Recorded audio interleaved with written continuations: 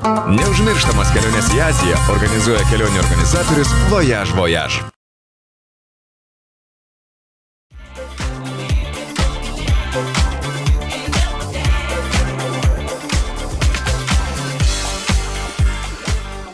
Labas, čia VMG TV, su jumis Justė ir šiandieną jums norėčiau pagaminti džino ir agurkų kokteilį, kuriam reikės šiek tiek daugiau ingredientų.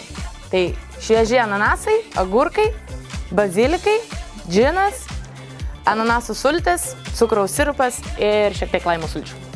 Galime pradėti. Pradėkime nuo atšaldytos taurės. Į kokteilių plakiklį sudėkime ananasą, jį sutrinkime, tuomet agurko eilė,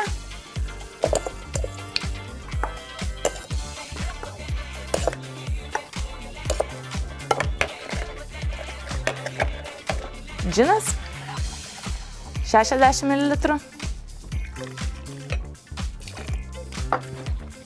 apie 40 ml ananasų sulčių. Jeigu įtrinate daugiau ananasą šviežią, tai sulčių galite ir nepilti.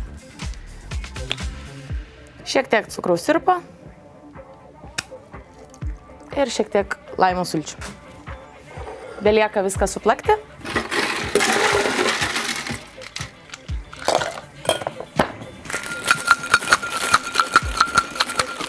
Ir perpilti į taurę.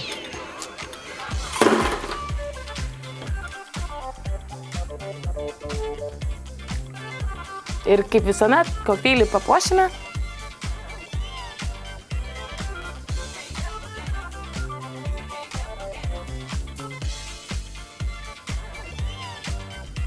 Taigi, kokteilis su džino ir agurkai jau pagamintas. Su jumis buvo Justė. Iki.